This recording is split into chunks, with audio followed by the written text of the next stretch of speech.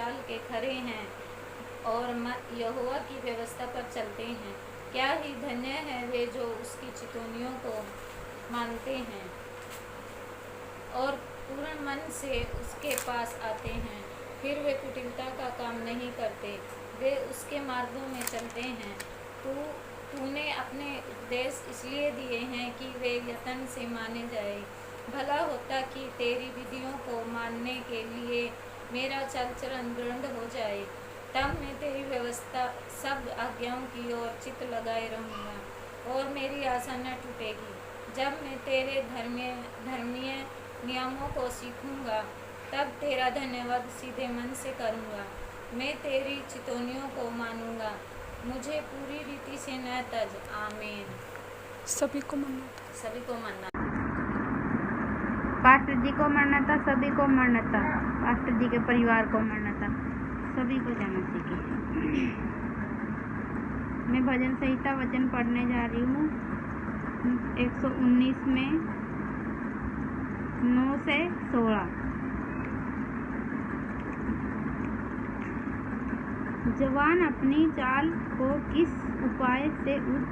उपाय से शुद्ध रखे, तेरे वचन के अनुसार सावधान रहने से मैं पूरे मन से तेरी खोज में लगा हूँ। मुझे तेरी आज्ञाओं की बाट से भटकने न दे। मैंने तेरे वचन को अपने हृदय में रख छोड़ा है कि तेरे विरुद्ध पाप न करूं। हे यहोवा, तू धन्य है, मुझे अपनी विधियां सिखा। तेरे सब कहे हुए नियमों का वर्णन मैंने अपने मुंह से किया है। मैं तेरी चितौनियों के मार्ग से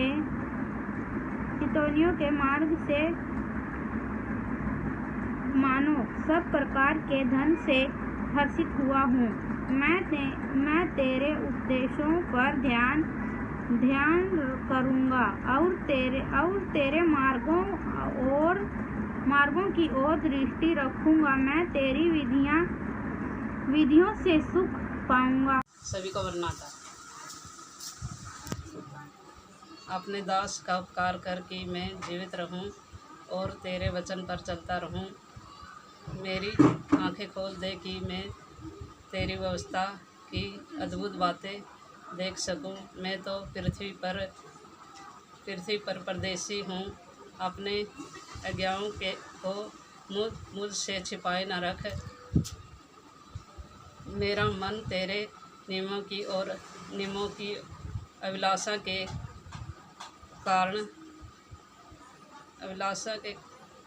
कारण हर समय खेदित रहता है। तू तो अभिमानियों के शापित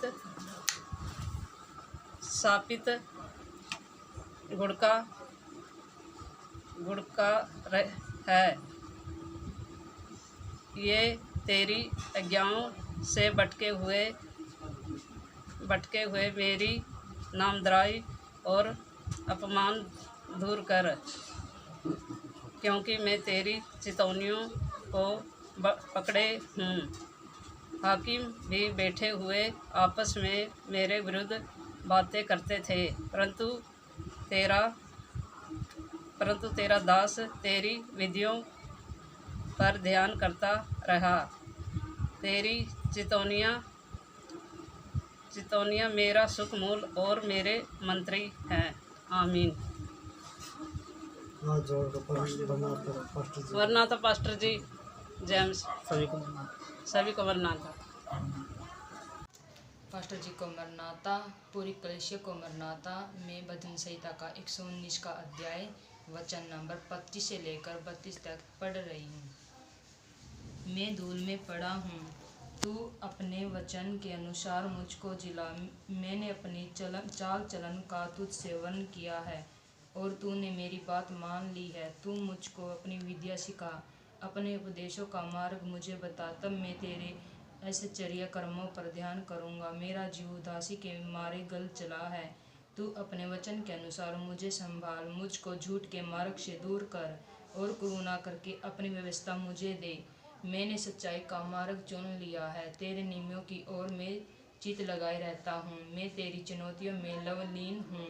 हे यहोवा, मेरी आशा न तोड़। जब तू मेरा हिवाई बढ़ाएगा तब मैं तेरी आज्ञाओं के मार्ग में दौड़ूंगा। आमीन। सबको जय मसीह की। पास्टर जी, आपको भी जय मसीह की। धन्यवाद। मरनाता पास्टर जी, सभी को मरनाता। भजन संहिता 119 अध्याय 33 वचन से लेकर 40 वचन तक मैं पढ़ रहा हूँ। हे यहोवा, मुझे अपनी विधियों का मार्ग दिखा दे, तब मैं उसे अंत तक पकड़े रहूँगा। मुझे समझ दे, तब मैं तेरी व्यवस्था को पकड़े रहूँगा और पूर्ण मन से उस पर चलूँगा। अपनी आज्ञाओं के पथ में मुझको चला, क्योंकि मैं उसी से प्रसन्न हूँ। मेरे मन को लोभ की ओर नहीं, अपनी चितौनियों की ओर फेर दे। मेरी आंखों को व्यर्थ वस्तुओं की ओर से फेर दे। तू अपने मार्ग में मुझे जिला। तेरा वचन जो तेरे भय मानने वालों के लिए है, उसको अपने दास के निमित्त भी पूरा कर। जिस नामधराई से मैं डरता हूँ, उसे दूर कर, क्योंकि तेरे नियम उत्तम है। देख, मैं तेरे उपदेशों का अभिलाषी हूँ। अपने धर्म के कारण मुझको जिला। आमीन। मरनाता सभी को। पास्टर जी को मरनाता। सभी को मरनाता। पास्टर जी को भी मरनाता। मेरा वचन है भजन संहिता 119 में 41 से लेके 48 तक। हे यहोवा, तेरी करुणा और तेरा किया हुआ उद्धार तेरे वचन के अनुसार मुझको भी मिले। तब मैं अपनी नामधाई करने वालों को कुछ उत्तर दे सकूंगा, क्योंकि मेरा भरोसा तेरे वचन पर है। मुझे अपनी सत्य वचन कहने से न रोकना रोक, क्योंकि मेरी आशा तेरे पे नियमों पर है।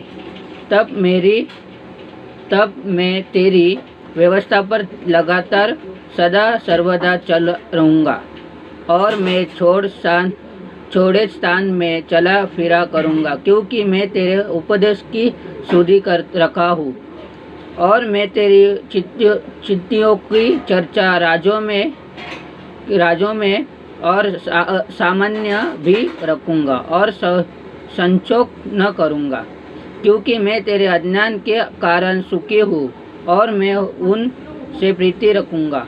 मैं तेरी आज्ञाओं की और जिन में प्रति रखता हूँ साथ फैला दूंगा और तेरी विधियों पर ध्यान करूँगा। आमीन। पास्टर जी को मरना था और सभी को मरना था। वचन देखेंगे भजन संहिता 199 में 49। जो वचन तूने अपने दास को दिया है उसे स्मरण कर, क्योंकि तूने मुझे आशा दी है। मेरे दुख में मुझे शांति उसी से हुई है, क्योंकि तेरे वचन के द्वारा मैंने जीवन पाया है। अभिमानियों ने मुझे अत्यंत ठट्ठे में उड़ाया है, तो भी मैं तेरी व्यवस्था से नहीं हटा। हे यहोवा, मैंने तेरे प्राचीन नियमों को स्मरण करके शांति पाई है। जो दृष्ट तेरी व्यवस्था को छोड़े हुए हैं, उनके कारण मैं संताप में जलता हूँ। जहाँ मैं परदेशी होकर रहता हूँ, वहाँ तेरी विधियाँ मेरे गीत गाने का विषय बनी है। हे यहोवा, मैंने रात को तेरा नाम स्मरण किया और तेरी व्यवस्था पर चला हूँ। यह मुझसे इस कारण हुआ कि मैं तेरे उपदेशों को पकड़े हुए। पास्टर जी को मरनाता। सभी भाई बहनों को मरनाता। यहोवा मेरा भाग है, मैंने तेरे वचनों के अनुसार चलने का निश्चय किया है। मैंने पूरे मन से तुझे मनाया है, इसलिए अपने वचन के अनुसार मुझ पर अनुग्रह कर। मैंने अपनी चाल चलन को सोचा और तेरी चितौनियों का मार्ग लिया।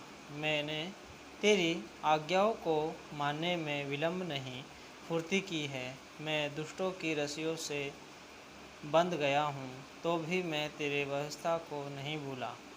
तेरे धर्मीय नियमों के कारण मैं आधी रात को तेरा धन्यवाद करने को उठूँगा। जितने तेरा भय मानते और तेरे उपदेशों पर चलते हैं, उनका मैं संगी हूँ। हे यहोवा, तेरी करुणा पृथ्वी में भरी हुई है। तू मुझे अपनी विधियाँ सिखा। आमीन। सभी को मरनाता, पास्टर जी को मरनाता। पास्टर जी को मरनाता, सभी कलीसिया वालों को मरनाता। भजन संहिता 119 65 से लेकर 72 तक हम लोग पढ़ेंगे। हे यहोवा, तूने अपने वचन के अनुसार अपने दास के संग भलाई की है। मुझे भली विवेक शक्ति और ज्ञान दे, क्योंकि मैंने तेरी आज्ञाओं का विश्वास किया है। उससे पहले कि मैं दुखित हुआ, मैं भटकता था, परंतु अब मैं तेरे वचन को मानता हूँ। तू भला है और भला करता भी है। मुझे अपनी विधियाँ सिखा। अभिमानियों ने तो मेरे विरुद्ध झूठ बात गढ़ी है, परंतु मैं तेरे उपदेशों को पूरे मन से पकड़े रहूँगा। उनका मन मोटा हो गया है, परंतु मैं तेरी व्यवस्था के कारण सुखी हूँ। मुझे जो दुख हुआ वह मेरे लिए भलाई हुआ है, जिससे मैं तेरी विधियों को सीख सकूँ। तेरी दी हुई व्यवस्था मेरे लिए हजारों रुपयों और मोहरों से भी उत्तम है। आमीन। मरनाता सभी को। मरनाता पास्टर सभी को मरनाता। तेरे हाथों से मैं बनाया और बचा गया हूँ। मुझे समझ दे कि मैं तेरी आज्ञाओं को सीखूं। तेरे डरवे मुझे देखकर आनंदित होंगे, क्योंकि मैंने तेरे वचन पर आशा लगाई है। हे यहोवा, मैं जान गया कि तेरे नियम धर्म हैं और तूने अपनी सच्चाई के अनुसार मुझे दुख दिया है। मुझे अपनी करुणा से शांति दे, क्योंकि तूने अपने दास को ऐसा ही वचन दिया है। तेरी दया मुझ पर हो, तब मैं जीवित रहूँगा, क्योंकि मैं तेरी व्यवस्था से सुखी हूँ।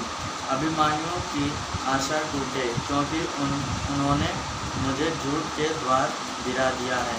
परंतु मैं तेरे उपदेशों पर ध्यान करूँगा। जो तेरा भय मानते हैं वह तेरी ओर फिरे, तब वे तेरी चितौनियों को समझ लेंगे। मेरा मन तेरी विधियों के मानने में सिद्ध हो, ऐसा न हो कि मुझे लज्जित होना पड़े। पक्षी को बनाता सभी को मनाता जी किसे के मेथी बना करने किसे के बने तेरे आमीन। सभी को मरना था, पास्टर जी को और उनके घराने को मेरा मरना था, और सभी कलीसिया को भी मेरा मरना था। आज का वचन जो मुझे दिया गया है वो है भजन संहिता उसका 119 उसका 81 से लेकर 88 तक मैच पढ़ेंगे। मेरा प्राण तेरे उद्धार के लिए बेचैन है, परंतु मुझे तेरे वचन पर आशा रहती है। मेरी आंखें तेरे वचन के पूरे होने की बाट जोते जोते धुंधली पड़ गई है, और मैं कहता हूँ कि तू मुझे कब शांति देगा, क्योंकि मैं धुएं में की कुप्पी के समान हो गया हूँ। तो भी तेरी विधियों को नहीं भूला। तेरे दास के कितने दिन रह गए हैं, तू मेरे पीछे पड़े हुओं को दंड कब देगा। अभिमानी जो तेरी व्यवस्था के अनुसार नहीं चलते, उन्होंने मेरे लिए गड्ढे खोदे हैं। तेरी सब आज्ञाएं विश्वास योग्य है। वे लोग झूठ बोलते हुए मेरे पीछे पड़े हैं। तू मेरी सहायता कर। वे मुझको पृथ्वी पर से मिटा डालने ही पड़ते, परंतु मैंने तेरे उपदेशों को नहीं छोड़ा। अपनी करुणा के अनुसार मुझको जिला, तब मैं तेरी दी हुई चितौनियों को मानूंगा। आमीन। सभी को मरना था। पास्टर जी को मरना था, सभी को मरना था। हम भजन संहिता उसका अध्याय है 119 89 से लेकर 96 तक ध्यान करेंगे। हे यहोवा, तेरा वचन आकाश में सदा तक स्थिर रहता है। तेरी सच्चाई पीढ़ी से पीढ़ी तक बनी रहती है। तूने पृथ्वी को स्थिर किया, इसलिए यह बनी है। वे आज के दिन तक तेरे नियमों के अनुसार ठहरे हैं, क्योंकि सारी सृष्टि तेरे अधीन है। यदि मैं तेरी व्यवस्था से सुखी न होता तो मैं दुख के समय नष्ट हो जाता। मैं तेरे उपदेशों को कभी न भूलूंगा, क्योंकि उन्हीं के द्वारा तूने मुझे जिलाया है। मैं तेरा ही हूँ, तू मेरा उद्धार कर, क्योंकि मैं तेरे उपदेशों को सुधी रखता हूँ। दुष्ट मेरा नाश करने के लिए मेरी घात में लगे हैं, परंतु मैं तेरी चितौनियों पर ध्यान करता हूँ। जितनी बातें पूरी जान पड़ती है उन सब को तो मैंने अधूरी पाया है, परंतु तेरी आज्ञा का विस्तार बड़ा है। आमीन। पास्टर जी को मरना था और सभी कलीसिया को मरना था। आज का वचन सैम्स 119 सैम्स उसका 97 से लेके 104 तक। आह, मैं तेरी व्यवस्था से कैसी प्रीति रखता हूँ। दिन भर मेरा ध्यान उसी पर लगा रहता है। तू अपनी आज्ञाओं के द्वारा मुझे अपने शत्रुओं से अधिक बुद्धिमान करता है, क्योंकि वे सदा मेरे मन में रहते हैं। मैं अपने सब शिक्षकों से भी अधिक समझ रखता हूँ, क्योंकि मेरा ध्यान तेरे चितौनियों पर लगा रहता है। मैं पुरनियों से भी समझदार हूँ, क्योंकि मैं तेरे उपदेशों को पकड़े हुए हूँ। मैंने अपने पाँवों को हर एक बुरे रास्ते से रोक रखा है, जिससे मैं तेरे वचन के अनुसार चलूँ, और मैं तेरे नियमों से नहीं हटता, क्योंकि तू ही ने मुझे शिक्षा दी है। तेरे वचन मुझको कैसे मीठे लगते हैं, वे मेरे मुंह में मधु से भी मीठे हैं।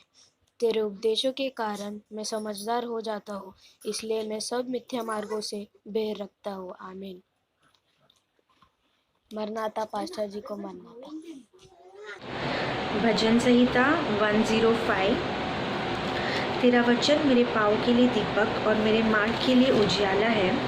मैंने शपथ खाई और ठान लिया है कि मैं तेरे धर्ममय नियमों के अनुसार चलूँगा।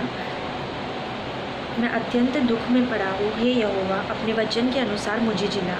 हे यहोवा, मेरे वचनों को स्वेच्छा भली जानकर ग्रहण कर और अपने नियमों को मुझे सिखा। मेरा प्राण निरंतर मेरी हथेली पर रहता है, तो भी मैं तेरी व्यवस्था को भूल नहीं गया। दुष्टों ने मेरे लिए फंदा लगाया है, परंतु मैं तेरे उपदेशों के मार्ग से नहीं भटका। मैंने तेरी चितौनियों को सदा के लिए अपना निज भाग कर लिया है, क्योंकि वे मेरे हृदय के हर्ष का कारण हैं। मैंने अपने मन को इस बात पर लगाया है कि अंत तक तेरी विधियों पर सदा चलता रहूं। आमीन। पास्टर जी को मरना था, सभी को मरना था। मैं दूषितों से तो वैर रखता हूँ, परंतु तेरी व्यवस्था से प्रीति रखता हूँ। तू मेरी आड़ और ढाल है, मेरी आशा तेरे वचन पर है। हे कुकर्मियों, मुझसे दूर हो जाओ, कि मैं अपने परमेश्वर की आज्ञाओं को पकड़े रहूँ। हे यहोवा, अपने वचन के अनुसार मुझे संभाल, कि मैं जीवित रहूँ, और मेरी आशा को न तोड़। मुझे थामे रख, तब मैं बचा रहूँगा, और निरंतर तेरी विधियों की ओर चित्त लगाए रहूँगा। जितने तेरे विरोधी के मार्ग से भटक जाते हैं, उन सब को तो कुछ जानता है, क्योंकि उनकी चतुराई झूठ है। तूने पृथ्वी के सब दुष्टों को घात के मैल के समान दूर किया है। इस कारण मैं तेरी चितौनियों से प्रीति रखता हूँ। तेरे भय से मेरा शरीर काँप उठता है, और तेरे नियमों से डरता हूँ। आमीन। पास्टर जी को मरना, पास्टर जी को मन्नता, पूरी कलीसिया को मन्नता। मैं भजन संहिता 119 अध्याय 121 से लेकर 128 तक पढ़ रही हूँ। मैंने तो न्याय और धर्म का काम किया है। तू मुझे अंधेरे करने वालों के साथ में न छोड़। अपने दास की भलाई के लिए जमीन हो जाती, ताकि अभिमानी मुझ पर अंधेरे न करने पाए। मेरी आंखें तुझसे उधार पाने और तेरे धर्मच वचन के पूरे होने की बाट जोकते दूर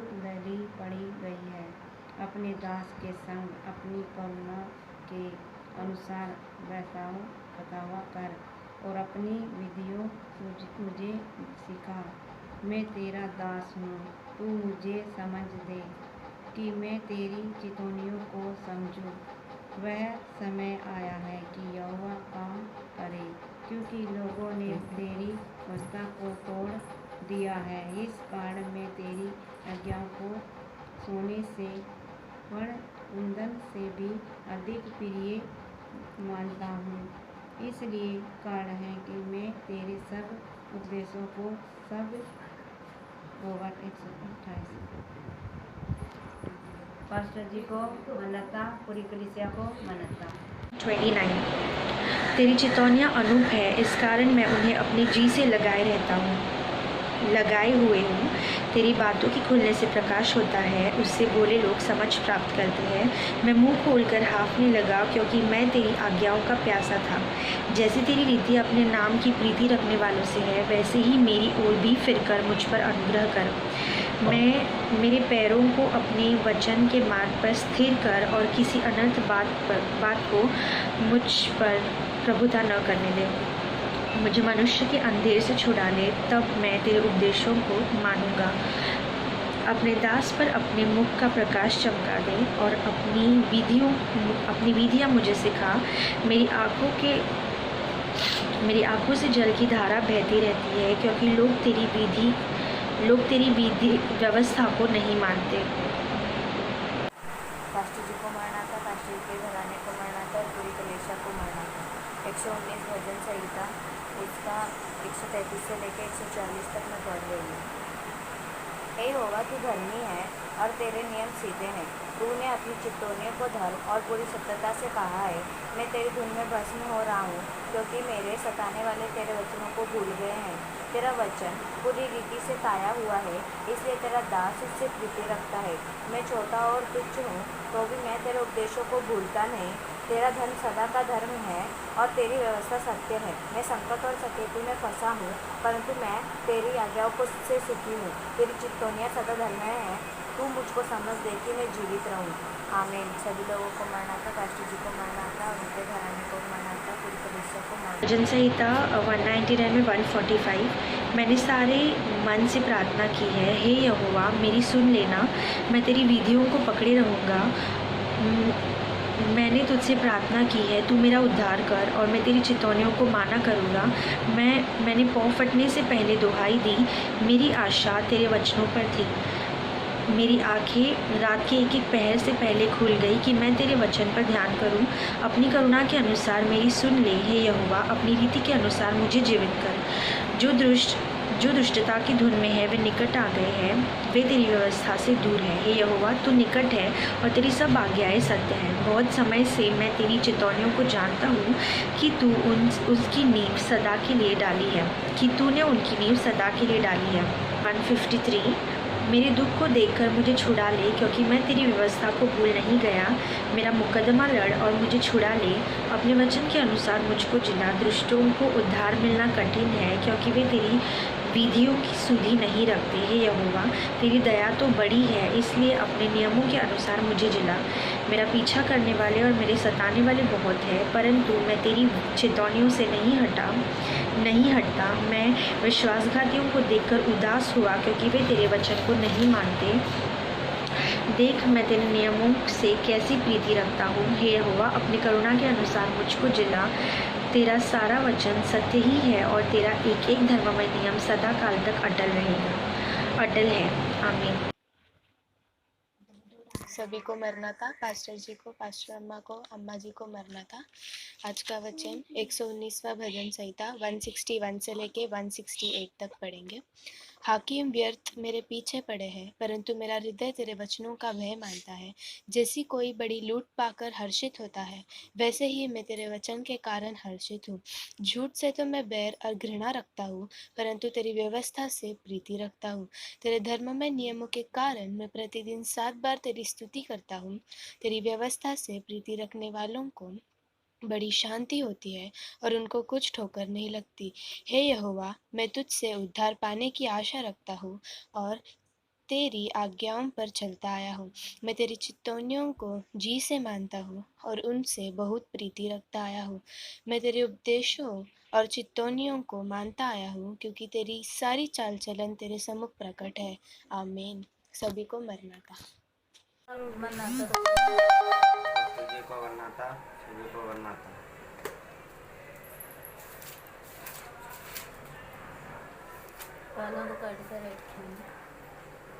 हे यहोवा, मेरी दुआएं तू तक पहुँचे, तू अपने वचन के अनुसार मुझे सुन दे। मेरा गिड़गिड़ाना तुझ तक पहुँचे, तू अपने वचन के अनुसार मुझे छुड़ा ले। मेरे मुंह से स्तुति निकला करे, क्योंकि तूने मुझे अपनी विधियाँ सिखाता है। मैं तेरे वचन का गीत गाऊंगा, क्योंकि तेरी सब आज्ञाएं धर्म है। तेरा हाथ मेरी सहायता करने को तैयार रहता है, क्योंकि मैंने तेरे उपदेशों को अपनाया है। हे यहोवा, मैं तुझसे उद्धार पाने की अभिलाषा करता हूँ। मैं तेरी व्यवस्था से सुखी हूँ। मुझे जिला और मैं तेरी स्तुति करूँगा, और तेरे नियमों से मेरी सहायता हो। मैं खोई हुई भेड़ के समान भटका हूँ। तू अपने दास को ढूंढ ले, क्योंकि मैं तेरी आज्ञाओं को भूल नहीं गया। आमीन। पास्टर जी को मरना था, सभी को मरना था। आज उपवास की सभा का वचन देखेंगे हम। निर्गमन का किताब, उसका 34वां अध्याय, उसमें 28वां वचन।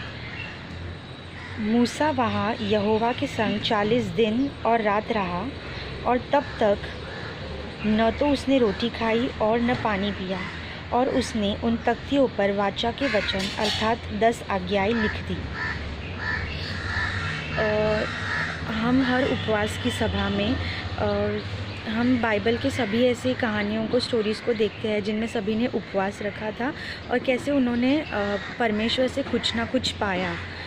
तो मूसा का जो उपवास का स्टोरी है, मूसा बाइबल में का हम बोल सकते कि सबसे बेस्ट कैरेक्टर है। पहली बात तो मूसा ने जो कुछ भी किया वो सिर्फ उसने अपने परिवार के लिए नहीं किया, उसने जितने भी इस्राएली थे उन सब के लिए किया। मूसा ने 40 दिन का उपवास 2 या 3 बार रखा था। मतलब मूसा की स्टोरी हम सभी जानते हैं, हम हर साल उपवास के वक्त पढ़ते भी हैं कि पहले तो मूसा 40 दिन का उपवास रखकर पहाड़ पर गया था, सीने पर्वत पर।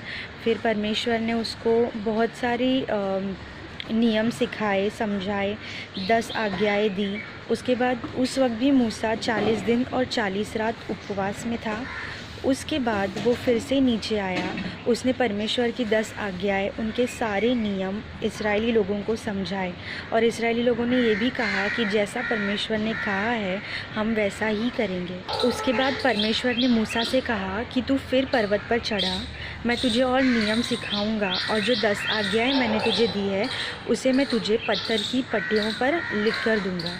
इसके बाद मूसा फिर से पहाड़ पर जाता है और वो 40 दिन और 40 रात उपवास में रहता है, बिना कुछ खाए और बिना कुछ पिए, ऐसा क्लियरली लिखा है। उसके बाद जब परमेश्वर मूसा को अपने हाथों से लिखी हुई पत्थर की पट्टियाँ देते हैं आज्ञाओं के साथ, तब वो नीचे आता है उनको लेके। तब वो देखता है कि जो इजरायली लोग हैं वो अपने मार्ग से हट गए हैं, उन्होंने गलत काम किया है। जैसे हम सभी ने देखा है, पढ़ा है कि वो लोग सब कहने लगते हैं कि मूसा जो हमें इज़राइल से निकाल कर, जो हमें मिस्र से निकाल कर ले आया है, हम नहीं जानते कि उसका क्या हुआ, तो हम अपना नया परमेश्वर बनाएंगे। इस तरह से वो सोने की एक बछड़ा बना लेते हैं। हारून उनको बोलता है कि अपने कान में जो बालियाँ है, जो भी सोने की चीज़ें वो निकाल के दो, वो देते हैं, और उनके बाद वो उसको आग में डालता है तो उसमें से एक बछड़ा निकल कर आता है। और वो लोग सब लोग उसको उसके सामने हाथ जोड़ते हैं और उसको बोलते हैं कि यही हमारा परमेश्वर है जो हमें इस्राएल से निकाल कर लेके आया है। Costly array, with veils of blue and purple and scarlet, and fine twined linen wrought in Egypt. And the women tread grapes from Midian into new wine.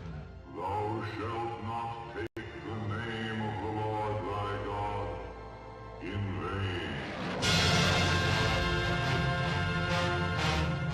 Remember the Sabbath day to keep it holy.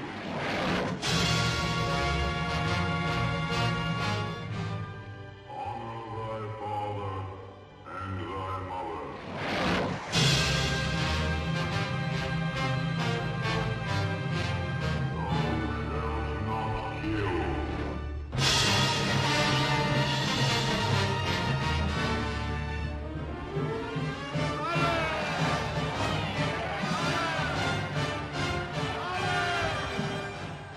people sinned a great sin, for they had made them a god of gold.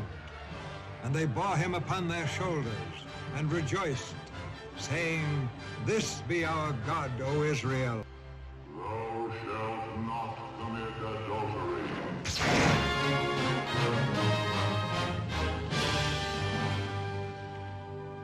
Thou shalt not steal.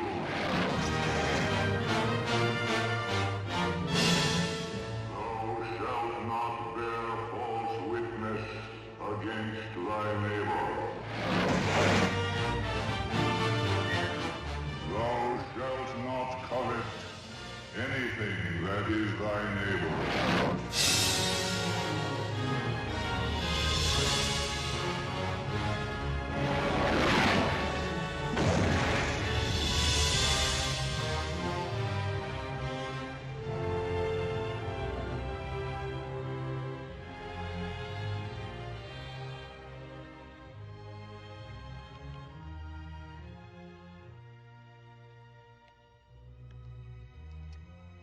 Written with the finger of God.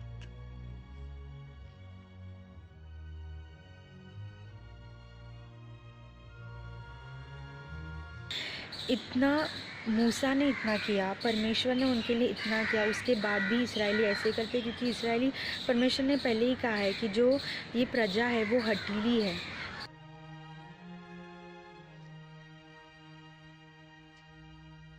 परमेश्वर मूसा को कहता है कि तू नीचे जा और अपनी प्रजा को देख। जब मूसा नीचे आता है और जब वो देखता है कि उसकी प्रजा ने क्या किया, तब उसको बहुत गुस्सा आता है और वो उस गुस्से में वो पत्थर की पटियाओं को नीचे फेंक कर तोड़ देता है। उसके बाद वो उस बछड़े को भी आग में डालता है और उसको भी वो भस्म कर देता है। Let him come to me. Blasphemers, idolaters! For this you shall drink bitter waters. God has set before you this day his laws of life and good and death and evil.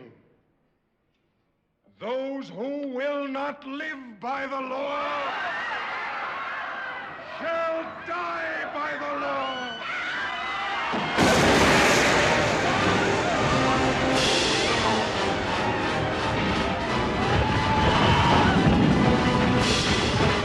इसके बाद ही मूसा अपनी प्रजा से कहता है कि मैं फिर से 40 दिन और 40 रात पर्वत पर चढ़ूँगा और मैं परमेश्वर से विनती करूँगा, क्या जाने वो तुमको क्षमा कर दे। मतलब वो कहता है कि मैं तुम्हारे लिए परमेश्वर से विनती करूँगा, और वो तुरंत 40 दिन और 40 रात के लिए फिर से पहाड़ पर चढ़ जाता है। मतलब मूसा ने ऐसे 40 दिन और 40 रात के लिए 3 बार उन्होंने उपवास रखे अपनी प्रजा के लिए। देखो, हमारे भी मूसा ने सब जो किया वो इस्राएली लोगों के लिए किया, अपने परिवार के लिए, सिर्फ अपने लिए और अपने परिवार के लिए नहीं किया। लेकिन हम जो उपवास करने वाले हैं वो हम अपने लिए और अपने परिवार के लिए ही करने वाले। लेकिन जो चीज़ हम अपने परिवार के लिए ही करने वाले, उसमें भी हम क्यों नहीं कर पा रहे। उपवास रखना और उपवास में रहना बहुत ज़रूरी है, क्योंकि उपवास से बहुत कुछ प्राप्त होता है। उपवास से ही नहीं, उपवास के साथ प्रार्थना रखने से भी।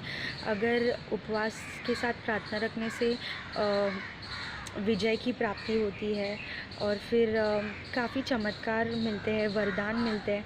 अगर हम देखें तो मूसा का जब पलिश्तियों के साथ युद्ध हुआ था, जब वो लोग लड़ाई कर रहे थे, तो मूसा ऊपर पर्वत पर बैठा था और वो प्रार्थना कर रहा था, और जब तक उसके हाथ ऊपर थे तब तक इस्राएली लोग जीतते थे, और जब जब उसके हाथ नीचे हो जाते थे तब तक इस्राएली लोग हारते थे। इस प्रकार प्रार्थना कितनी इम्पॉर्टेंट है ये हमें पता चलता है। तो वैसे ही हमें भी हमेशा प्रार्थना में रहना चाहिए और हमें हमेशा उपवास करना चाहिए। हफ्ते में एक ही बार उपवास रखना होता है, उसमें भी हमें ऐसे ये नहीं करना चाहिए, क्योंकि देखो उपवास रखना कितना इम्पॉर्टेंट है ये यीशु मसीह ने खुद भी बताया। देखो, यीशु मसीह मनुष्य का पुत्र था, यीशु मसीह परमेश्वर का इकलौता पुत्र था। तो जैसे यीशु मसीह की एक आज्ञा से शैतान भाग जाते थे, उसकी एक आवाज़ से लोग चंगे हो जाते थे।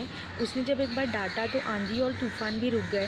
तो क्या ऐसा परमेश्वर बिना उपवास रखे अपना कार्य नहीं शुरू कर सकता था? वो कर सकता था। वो 40 दिन का उपवास रखा उसने अपने सारे कार्य करने के लिए।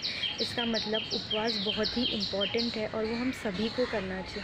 देखो मूसा ने जो उपवास किया, प्रार्थना किया, उसने परमेश्वर को प्राप्त किया। उसको अचानक से ये सब नहीं मिला, उसको उसके पहले बहुत कुछ किया उसने। सबसे पहले जब मूसा को परमेश्वर का दर्शन मिला, जब वो झाड़ियों में से उसने देखा कि आग तो लगी है लेकिन झाड़ जल नहीं रहा है, तो उसने देखा कि क्या हो रहा है। तब परमेश्वर ने उसको दर्शन दिया और परमेश्वर ने कहा कि ये पवित्र स्थान है। और तब परमेश्वर ने उसे बताया कि उसको क्या करना है, कि उसको इस्राएली लोगों को छुड़ाना है। वो परमेश्वर ने कहा कि मैं तुझे चुन रहा हूँ इस कार्य के लिए। पहले मूसा ने नहीं बोला कि मैं नहीं कर सकता, कि मैं इसके योग्य नहीं हूँ, लेकिन फिर मूसा ने मान लिया क्योंकि वो परमेश्वर की आज्ञा थी। तो सबसे पहले परमेश्वर की आज्ञा मानना बहुत ज़रूरी है। हमें अगर परमेश्वर की आज्ञा नहीं मान रहे हैं, उनकी बात हम नहीं सुन रहे, तो हम उस स्टेज पर कभी पहुंच ही नहीं पाएंगे। मतलब मूसा तो बहुत श्रेष्ठ था, हम उसके स्टेज का बात नहीं है, लेकिन फिर भी ये सारी चीज़ें हैं जो बहुत इम्पॉर्टेंट है और सभी को करनी चाहिए। उसकी आज्ञाएं मानने से, परमेश्वर की आज्ञाएं मानने से, उपवास करने से और प्रार्थना करने से परमेश्वर का और हमारा रिश्ता गहरा होगा। जैसे कि मूसा का और परमेश्वर का रिश्ता था, वो बहुत गहरा था और परमेश्वर ने हमेशा ऐसे ही लोगों को चुना है। पहले परमेश्वर ने अब्राहम को चुना, अब्राहम ने परमेश्वर की हर एक आज्ञा को माना और परमेश्वर ने अब्राहम को भी श्रेष्ठ कहा, उसको भी आशीष दी। उसके बाद परमेश्वर ने नूह को चुना, वो भी परमेश्वर की आज्ञा मानता था। उसके बाद मूसा, ऐसे परमेश्वर ने ऐसे ही लोगों को चुना है जो प्रार्थना करते थे और जो परमेश्वर की आज्ञा मानते थे। तो ये चीज़ें बहुत ही इम्पॉर्टेंट है। उपवास के साथ प्रार्थना ऐसी चीज़ है ना, मतलब हर चीज़ के लिए बोलते हैं ना,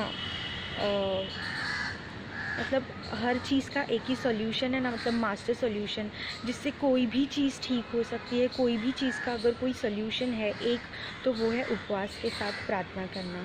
और यही चीज़ हम सबको जाननी है, बहुत ही इम्पॉर्टेंट है। तो परिवार में इतने सारे लोग रहते हैं, इतने वक्त से हम चर्च में आ रहे हैं, बाइबल को पढ़ रहे हैं, लेकिन अगर हम अभी भी उपवास नहीं कर रहे और उपवास का मतलब नहीं समझ रहे, तो दोस्तों समझ जाना चाहिए कि कुछ ना कुछ प्रॉब्लम है, कहीं ना कहीं पर हम गलत हो रहे हैं। तो ये नहीं होना चाहिए। परमेश्वर से प्रार्थना करनी चाहिए कि उपवास करने के लिए सहायता दे। देखो अगर परमेश्वर सहायता नहीं करेंगे ना, तो हम उपवास भी नहीं कर सकते। हम लोग 40 दिन का उपवास करते हैं, अगर हम प्रार्थना नहीं करेंगे और परमेश्वर से सहायता नहीं मांगेंगे, तो हम भी उपवास नहीं कर सकते। मैं हर साल परमेश्वर से प्रार्थना करती हूँ, हम सभी प्रार्थना करते हैं उपवास रखने से पहले। मेरा क्या है ना, मेरे को पता नहीं क्या प्रॉब्लम है, शायद ब्लड वगैरह कम है, लेकिन मेरे को बहुत क्रैम्प आता है हाथ में, मेरा पूरा हाथ अकड़ जाता है। कभी भी मुझे ऐसे होता है, हाथ पैर मेरा पूरा अकड़ जाता है क्रैम्प आने की वजह से, और मेरे को चक्कर आता है। लेकिन उपवास के वक्त में ये चीज़ कभी नहीं होता। मेरी मम्मी मेरे को बहुत चिल्लाती है कि मत रखा कर उपवास करके, लेकिन परमेश्वर, मैं उनको बोलती हूँ कि नहीं, परमेश्वर सहायता करेंगे। और होता भी है। 40 दिन के उपवास में मुझे चीज़ कभी नहीं होता है, उसके पहले उसके बाद में मुझे हमेशा होता है ऐसा कि मेरे को बहुत क्रैम्प आएगा, चक्कर आ जाएगा, कैसे भी होगा। तो लेकिन 40 दिन के उपवास में ऐसा कभी नहीं होता है। तो अगर हम परमेश्वर से अगर मांगेंगे ना, तो वो हमें देगा। देखो अगर परमेश्वर हमें 40 दिन का उपवास रखने की शक्ति और सामर्थ्य देता है, तो वो हमें हफ्ते में एक बार हर शुक्रवार उपवास रखने की शक्ति क्यों नहीं देगा? वो ज़रूर देगा। हमें उससे मांगना चाहिए और वो ज़रूर देता ही है। इसके लिए हमें सबसे पहले विश्वास योग्य बनना पड़ेगा। जैसे परमेश्वर ने कहा है अपना गिनती 12 के 6 और 7 में कि मूसा सारे घराने में मेरा विश्वास योग्य दास है। मूसा विश्वास योग्य था, इसीलिए ही उसको परमेश्वर का दर्शन मिला, इसलिए ही उसको बार बार 40 दिन और 40 रात का उपवास रखने की शक्ति मिली, इसलिए ही वो 5 से 6 लाख लोगों को निकाल कर लेकर आया। उसने कभी परमेश्वर की आज्ञा को नहीं तोड़ा। जब भी उसने एक ही बार, जब लोगों को पानी नहीं मिल रहा था और परमेश्वर ने लाठी से पहाड़ पर मारने को कहा था, चट्टान पर, तो उसने 2 बार मारा। तभी परमेश्वर ने उसको बोल दिया था कि तू कनान देश में नहीं जाएगा। ये जो तूने अविश्वास दिखाया है तूने और हारून ने, उसकी वजह से तू कनान देश को नहीं जाएगा। तू कनान देश के बॉर्डर तक जाएगा लेकिन उनको पार नहीं लेकर जाएगा, तेरा दास लेकर जाएगा। मूसा को उसी वक्त पता चल गया था कि वो नहीं जाने वाला है, लेकिन उसने ऐसा नहीं बोला कि अब मैं नहीं जाने वाला हूँ तो मैं नहीं आगे इनको लेकर जाऊँगा, मैं अब तक लेकर आया, मैंने इतना सब कुछ किया लेकिन आप मुझे ऐसे पनिशमेंट दे रहे हो, ऐसा नहीं होता है, मैं नहीं आऊँगा। उसने ऐसा नहीं कहा, उसने हाँ कहा। उसको पता था कि वो कितना मेहनत करके लोगों को आगे लेकर जाने वाला है, इतना उपवास, इतना प्रार्थना, सबका न्याय करना, ये सब करने के बाद भी उसको पता था कि परमेश्वर उसको कनान देश में नहीं लेकर जाने वाले। फिर भी उसने कुछ भी नहीं कहा और वो आखिरी तक गया। कनान देश के उसको परमेश्वर ने पहाड़ पर लेकर जाके उसको परमेश्वर ने कनान देश ऊपर से दिखाया, लेकिन उसको उस देश में जाने की आज्ञा नहीं मिली और वो वहीं पर मर गया। इसलिए ही मूसा को बाइबल का सबसे सर्वश्रेष्ठ व्यक्ति कहा जाता है, क्योंकि वो ऐसा था और जो उसने उपवास किया, जो भी उसका जीवन था, वो सब कुछ उसके हर एक लेसन में, हर एक यात्रा में बहुत कुछ सीखने जैसा है। और हमें भी उसकी हर एक यात्रा से उस उपवास से हमें भी सीखना चाहिए। और एक चीज़ कि उपवास और प्रार्थना इस वक्त में बहुत ज़्यादा इम्पॉर्टेंट है। देखो, आप सभी जानते हो, आप सभी देख रहे हैं कि बाहर का सिचुएशन कैसा चल रहा है। जो भी वायरस है, जो भी बीमारी है, जो भी हम बोलेंगे प्रलय है, महामारी, उसकी वजह से बाहर का सिचुएशन बहुत ख़राब हो गया। लेकिन अगर हम देखें ना तो घर में सब लोग एंजॉय कर रहे हैं। मतलब जो अगर हम देखेंगे तो बहुत गरीब है, उनको खाने के लिए भी पैसा नहीं है, बहुत तकलीफ़ हो रही है। लेकिन जो दूसरे लोग हैं, अभी लॉकडाउन के टाइम में एक नया चीज़ आया है कि सब लोग घर में कुछ ना कुछ अच्छा बनाते हैं, जो लाइक गुलाब जामुन और वगैरह वगैरह जो भी चीज़ होती है, समोसा, जो अभी उनको बाहर खाते थे लेकिन अब उनको नहीं मिल रहा है, तो वो लोग उसको बनाते हैं और उसका फ़ोटो निकाल कर सोशल मीडिया पे पोस्ट कर रहे हैं। फेसबुक, इंस्टाग्राम, व्हाट्सएप स्टोरी, सब जगह पे यही दिख रहा है। मतलब सब लोगों के अंदर का जो शेफ़ है वो बाहर आ रहा है और सब लोग अच्छा अच्छा खाना बना के डाल रहे हैं। मतलब लोग कहीं ना कहीं अभी जो 3 दिन के लिए लिक्विड शॉप्स खोले थे, जो मतलब जो अल्कोहल के शॉप्स 3 दिन के लिए खुले थे, सिर्फ 3 दिन के अंदर सरकार ने मतलब बिज़नेस हुआ इंडिया का 1000 करोड़ का बिज़नेस हुआ 3 दिन के अंदर इस चीज़ में। मतलब लोगों का क्या है कि लोग खा रहे, पी रहे, खेल रहे, कूद रहे, मज़े कर रहे हैं। मतलब कुछ लोगों को बाहर से तकलीफ़ है और कुछ लोग मज़े भी कर रहे हैं। तो इसके लिए एक और वचन हम देखेंगे, मत्ती का 24वां अध्याय, उसमें मत्ती 24 उसमें 38-39। क्योंकि जैसे जल प्रलय से पहले के दिनों में जिस दिन तक कि नूह जहाज़ पर न चढ़ा, उस दिन तक लोग खाते पीते थे और उनमें विवाह होते थे, और जब तक जल प्रलय आकर उनको बाहर न ले गया तब तक उनको कुछ भी मालूम न पड़ा, वैसे ही मनुष्य के पुत्र का आना भी होगा। अभी ये जो वचन लिखा है उसको हम आज के दिन से रिलेट कर सकते हैं ना। आज भी यही हो रहा है कि लोग खा रहे, पी रहे, मज़े कर रहे हैं, लेकिन इसके बाद क्या होने वाला है इसका किसी को भी अंदाज़ा नहीं है। जैसे कि नूह के वक्त में हो रहा था, सब लोग मज़े कर रहे थे, खा रहे थे, उनमें विवाह होते थे, वो हंस रहे थे, उनको नहीं पता था। वो लोग जब नूह अपना जहाज़ बना रहा था तब वो लोग उसका मजाक उड़ा रहे थे, उनको नहीं अंदाज़ा नहीं था कि आगे क्या होने वाला है, जल प्रलय होने वाला है, वो नष्ट हो जाएंगे। इसलिए वो लोग बहुत खुशी से रह रहे थे, लेकिन नूह को पता था क्या होने वाला था, इसलिए नूह प्रार्थना में था। देखो, वैसे ही अभी भी हो रहा है। अभी भी लोग मतलब एक तरीके का प्रलय ही कहेंगे हम इसमें। बहुत सारे दुनिया भर के बहुत सारे लोगों को चले गए हैं, कुछ लोग बीमार हैं, कुछ लोग बहुत तकलीफ़ में हैं, और ऐसे ही जल प्रलय नहीं, ऐसे ही महामारी में, प्रलय में हम लोगों को उपवास के साथ प्रार्थना करनी चाहिए। क्योंकि अगर इस वचन से हम आज के दिन को रिलेट करेंगे तो यहाँ से हम लोगों को ये पता चलता है कि आगे कुछ भी हो सकता है, और हमें ऐसे वक्त में उपवास के साथ प्रार्थना करना बहुत ही ज़रूरी है। और हमें कभी भी ये बंद नहीं करना चाहिए। सिर्फ हफ्ते में एक बार फ्राइडे को उपवास रखना रहता है, और उसके लिए अगर हम परमेश्वर से मांगेंगे तो हमें देगा नहीं क्या, कि परमेश्वर हमें उपवास रखने की शक्ति दे। और हम ज़्यादा उपवास नहीं रखते, या तो 3 बजे तक या तो 6 बजे तक, तो सबको उपवास रखना चाहिए और परमेश्वर हमें ज़रूर उपवास के आशीष देगा, उपवास रखने की शक्ति भी देगा। जो भी उपवास है और प्रार्थना है, अगर हम बाइबल में देखेंगे तो जिन्होंने भी उपवास किया है, प्रार्थना किया है, परमेश्वर ने उनको कभी भी निराश नहीं किया। उनको बहुत सारे आशीष दिए हैं, उनको बहुत सारे वरदान मिले हैं। उनका परीक्षा ज़रूर हुआ था, बहुत से परीक्षे हुए थे। जैसे अब्राहम को कहा था परमेश्वर ने कि तू अपने इकलौते बेटे को मोरिया पर्वत पे लेकर आकर बलि कर दे, तभी भी उसने परमेश्वर की बात मानी थी। और वो भी हमेशा प्रार्थना में रहता था, तब परमेश्वर ने भी उसको अपना पुत्र दे दिया था। वैसे ही उसको भी बहुत सारे आशीष मिले थे। पूरी इज़राइल का वो पिता था, परमेश्वर ने उसको आशीष दिया था कि तेरा वंश तारों के किनकों के समान होगा, तो उसको आशीष दिया। वैसे जितनों ने भी उपवास रखा, उपवास के साथ प्रार्थना रखी, उन सभी को परमेश्वर ने बहुत ही आशीष दिया है। और अगर परमेश्वर उनको आशीष दे रहा है, दिया है, तो हमें क्यों नहीं देगा। वचन कहता है ना कि परमेश्वर कल, आज और कल एक समान ही है। तो अगर कल उन्होंने उन लोगों को कल परमेश्वर ने उन लोगों को आशीष दिया था, तो वो आज हमें भी आशीष ज़रूर देंगे। तो दोस्तों, उपवास में रहो, उपवास की प्रार्थना में रहो और परमेश्वर से प्रार्थना करो और परमेश्वर को मांगो, वो ज़रूर देगा, क्योंकि वही कहता है कि तुम मांगोगे तो मैं तुम्हें दूंगा। तो अगर हम उपवास में रहकर प्रार्थना कर मांगते हैं तो ये और अच्छी बात है, परमेश्वर और प्रसन्न होकर हमें जल्दी देंगे।